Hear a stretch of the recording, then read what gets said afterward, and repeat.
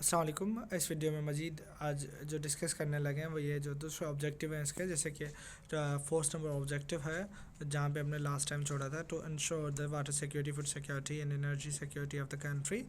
ये जो चैलेंजेस हैं जो कि क्लाइमेट चेंज की वजह से जो मुख्तलिफ चैलेंजेस हैं विद इन द कंट्री, उनको मद्देनज़र रखते हुए जो फूड, एनर्जी और जो वाटर सेक्टर हैं, ये जो तीन मेजर सेक्टर हैं, इनको महफूज बनाना, इनको सिक्योर करना।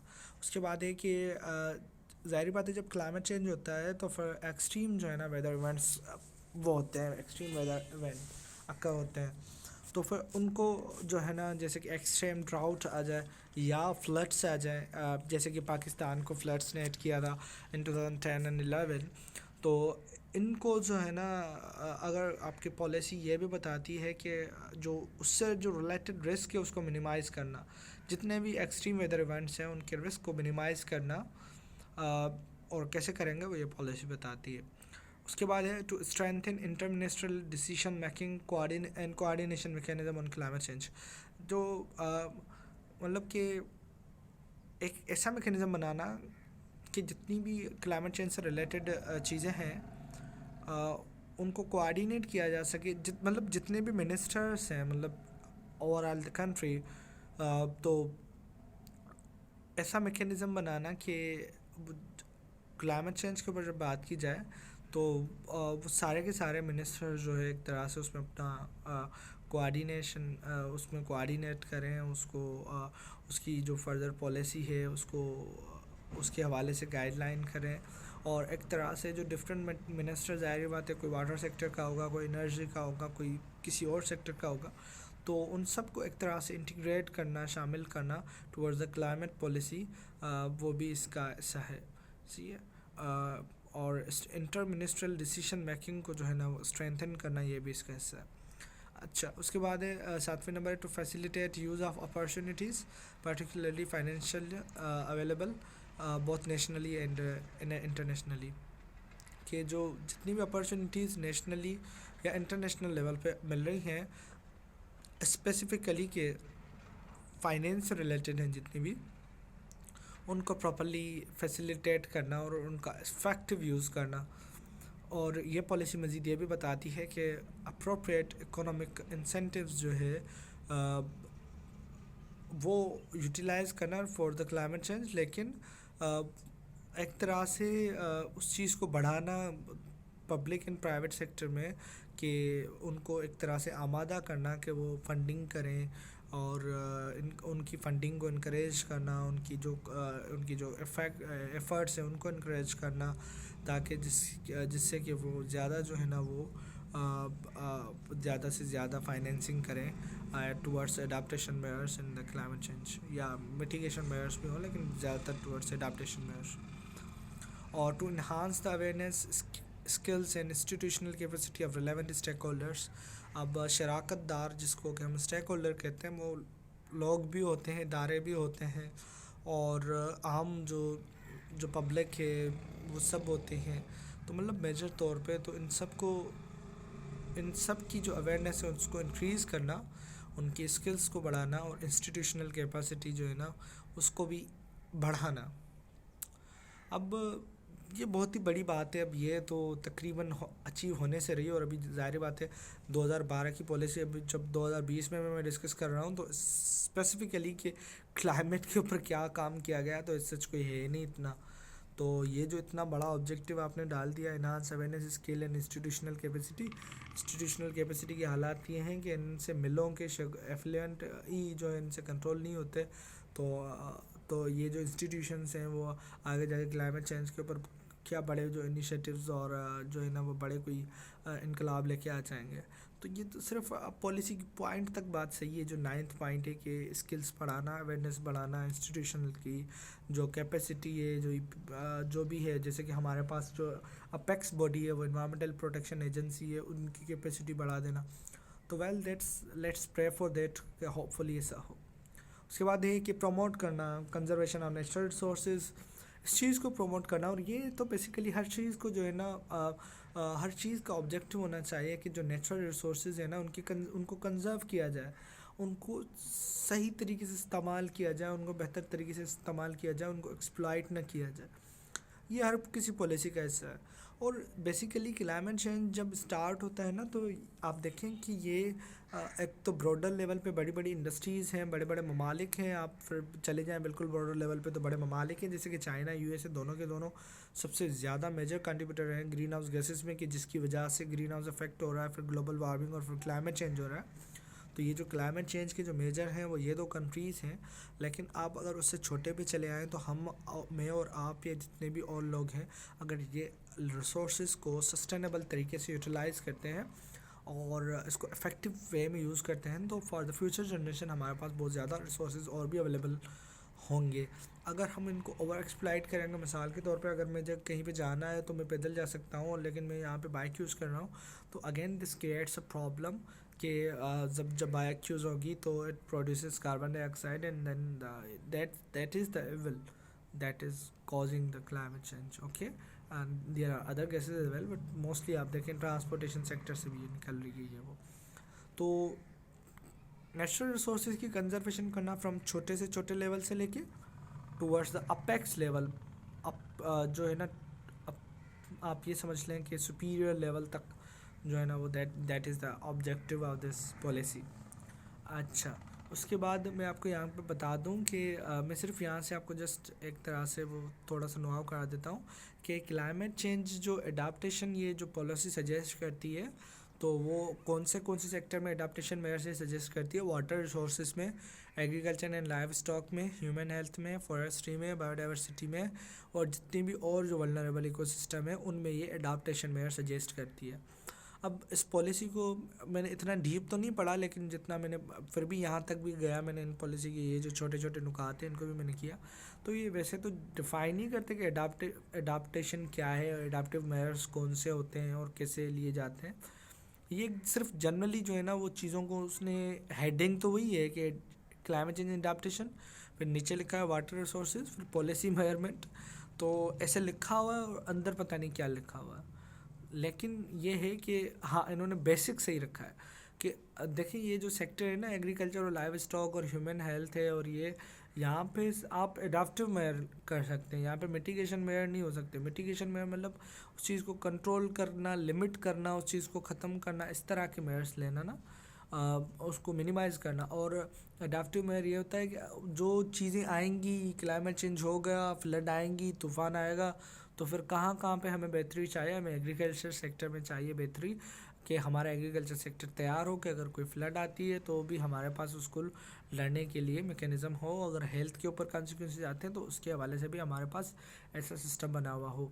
तो ये जो है हेल्थ है, forestry, biodiversity, agriculture, forest etcetera, ये जो है ना ये ऐसे सेक्टर हैं कि जहाँ पे एडाप्टिव मेयर लिए जाने चाहिए, और एडाप्टिव मेयर इस पॉलिसी ने सजेस्ट किए हैं कि ये एडाप्टिव मेयर लिए जाने चाहिए, जो कि सफिशेंट नहीं है।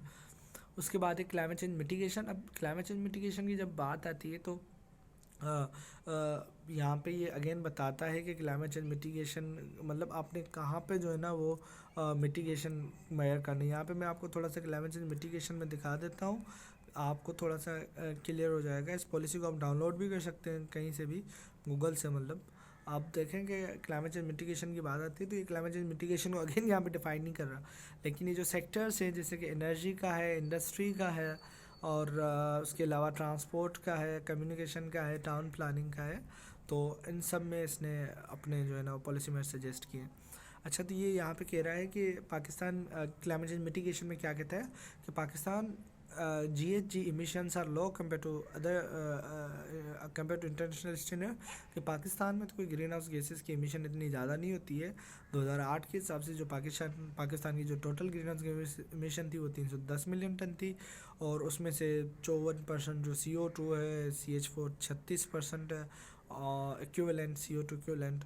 अच्छा, अब ये मज़ीद फिर बताता है कि जो है ना 51% ये जो इमिशन है ना टोटल 310 मिलियन टन जो कि 2008 की फिगर है, उसमें से जो 51% जो है इमिशंस वो होती हैं एग्रीकल्चर सेक्टर से, मतलब पाकिस्तान एक ऐसा मुल्क है जो कि 5वें नंबर पर वल्नरेबल है टुवर्ड्स द क्लाइमेट चेंज, लेकिन इसकी ज़्यादातर एमिशन कहाँ से हो रही है?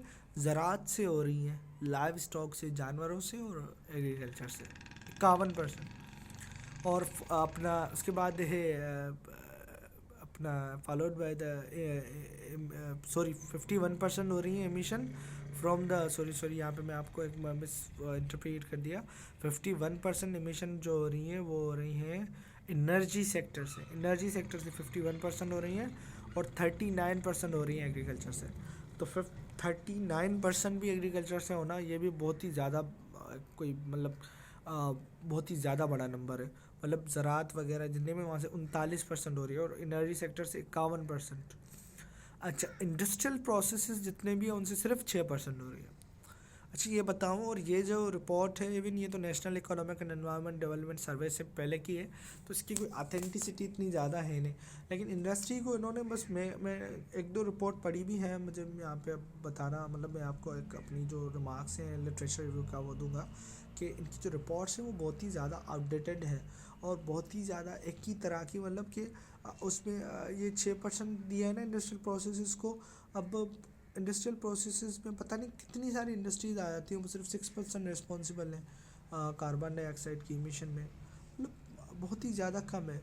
और अगर 51 एनर्जी सेक्टर में चला जाए, और 51 और 39 ये 90 ये हो गए, 6 हुआ गा इंडस्ट्री का, तो बाकी जो ट्रांसपोर्ट है उसका इसमें कोई दिया ही नहीं गया कि वो कितना करता है। या ट्रांसपोर्ट को भी इन्होंने पता नहीं एनर्जी सेक्टर में तो नहीं डाल दिया, ना ही उसको इंडस्ट्रियल सेक्टर में डाल दिया। तो ट्रांसपोर्ट का तो अल्लाह ही मालिक है, देखते हैं आगे कुछ बताते हैं, लेकिन मेरे ख्याल से इन्होंने डिस्कस नहीं किया है। अब यहाँ पे भी अगर आप टोटल ऐड करें ना 51 + 39 तो जो है ना 90, तो यही हो गए, 6 हो गए इंडस्ट्रियल के तो 96 हो गए, बाकी 4% उसमें भी ये बता रहा है। तो बाकी ट्रांसपोर्ट जो है वहाँ से तो इमिशन हो ही नहीं रही फिर इस हिसाब से। तो आप इसी से देख लें कि ये रिपोर्ट कितनी ज़्यादा ऑथेंटिक है और कितनी ज़्यादा जो हमारी स्टडीज़ हैं वो एक्चुअल फैक्ट्स के ऊपर मबनी है। तो मैं यहाँ पे एक कंक्लूसिवली रिमार्क्स यही दूंगा कि हमारे पास बहुत ही ज़्यादा गैप है कि चीज़ों को आइडेंटिफाई करना, और चीज़ों को आइडेंटिफाई करना प्लस ये कि एक्चुअल चीज़ें क्या है और हमारे पास पेश क्या की जाती है। हमारे पास वही जो पुरानी एक थिंकिंग है कि नया काम नहीं किया जाता, नई अप्रोच है नहीं, नई जो मेथोडोलॉजीज़ हैं और नए जो तरीके हैं और नई चीज़ करना, काम करना, वो किसी ने करना नहीं है, या तो उनको करना नहीं आता, वो करते नहीं है, और वही पुरानी वाली चीज़ें जो पता नहीं कब की थी वही उनको आगे पीछे करके स्टैंडर्ड 2-4 चीज़ें डाल के उसमें कर रहे हैं। उसके अलावा इतनी सारी इंडस्ट्रीज़ आगे आई हैं, वो सारा कुछ मिला के भी जो है ना एमिशंस बहुत कम है। अब ये बात भले 2008 की हो, लेकिन मैंने 2015 की रिपोर्ट पढ़ी, उसमें भी 6 से 8 ही था इंडस्ट्री का कंट्रीब्यूशन।